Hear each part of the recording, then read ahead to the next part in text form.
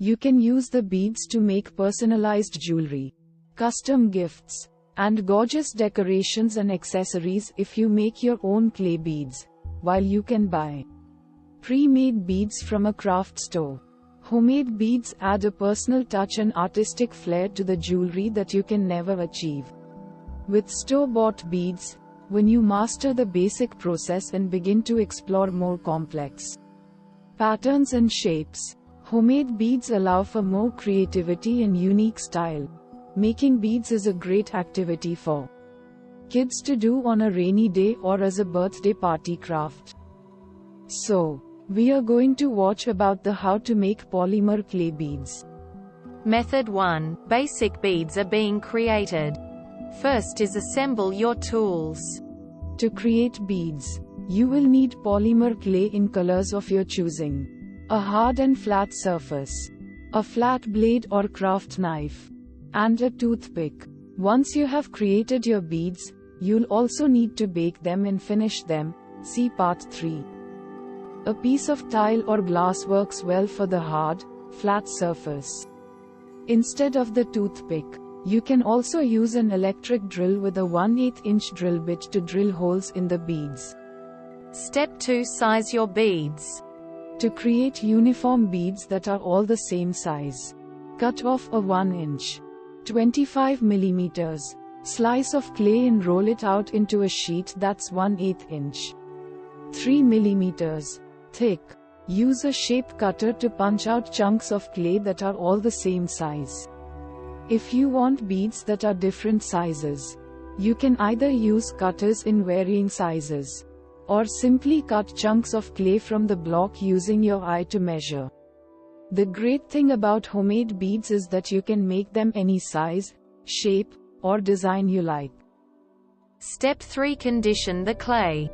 Work the chunks of clay in your hands by rubbing each one between your palms.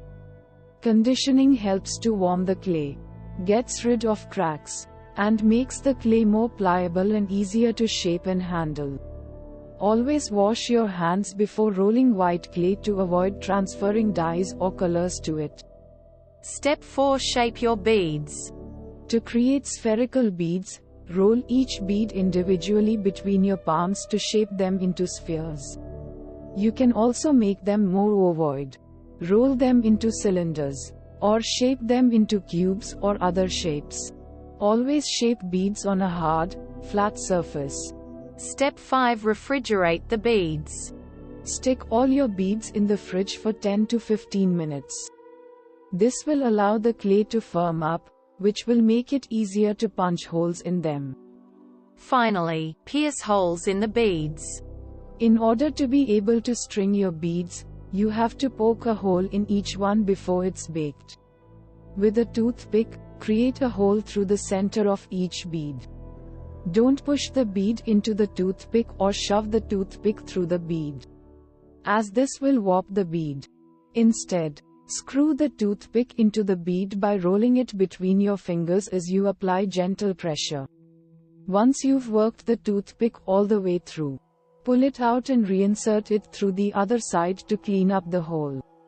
If you are going to use a drill to create holes after baking, skip this step and move on to baking. Method 2. Making beads. First is create your own spiral cane. A cane is a log of clay with a design that runs through the center. When the cane is sliced into discs, each disc has the same design in the middle. Canes come in various shapes, such as cylindrical, cubic, triangular, and star-shaped. Choose 3 different clay colors and cut off a 1/2 inch, 12 mm, slice from each block. Roll them all into individual cylinders of the same width and length. Place the 3 cylinders together in a triangular log and twist the colors together. The more you twist, the more variation there will be in the cane.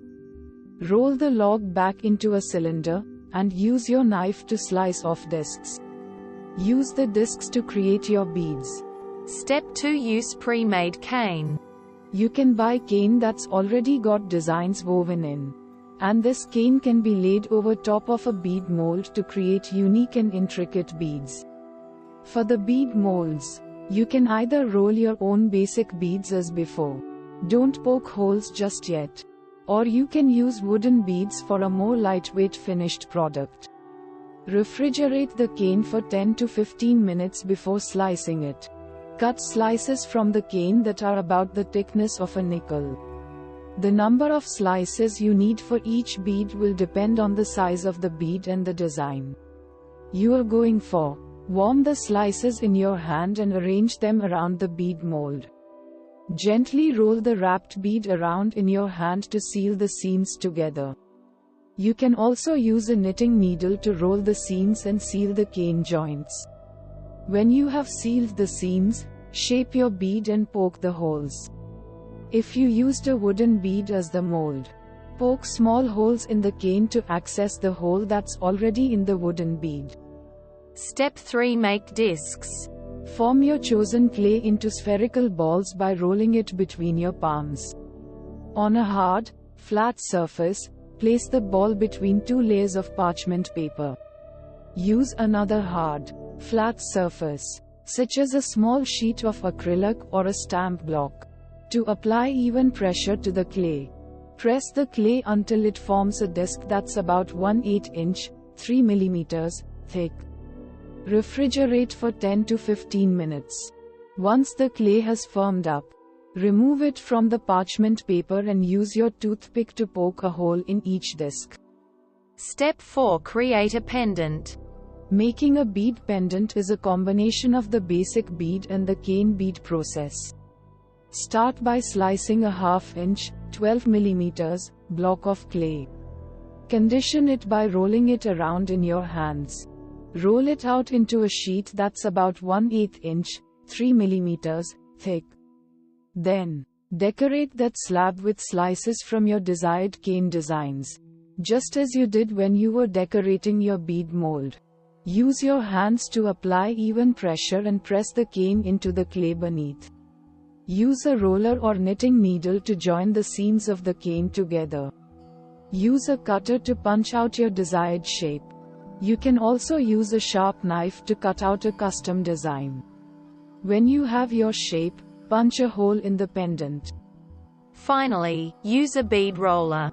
Alternatively, you could use a bead roller. Measure out your clay using the guide included. Then follow the instructions for many identical beads. Method 3. It's time to finish your beads.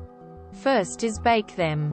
No matter what kind of beads, pendants, or discs you made, they must be finished with baking. This will set the clay so that the beads maintain the shapes and designs you've created. Always preheat your oven before baking.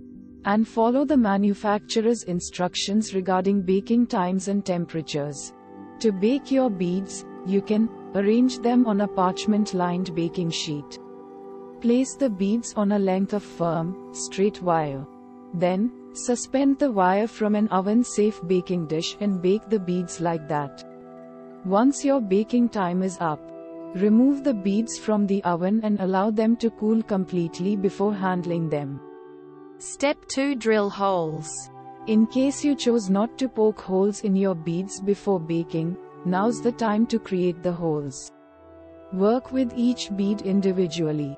Hold a bead steady on a hard surface with your thumb and forefinger. With your other hand, use the drill to carefully drill a hole through the center of the bead. Step 3. Sand each bead. Use a 400 grit, or higher, wet, dry sandpaper to remove any blemishes or fingerprints. Finally, coat your beads. Since polymer clay forms a nice, durable finish when it cures, sealing your beads isn't necessary. However, if you choose to seal your beads, use a clean brush to apply a thin layer of polyurethane varnish to each bead. Allow them to dry before creating your jewelry. We hope it is useful to you. Please subscribe to our channel to upskill yourself.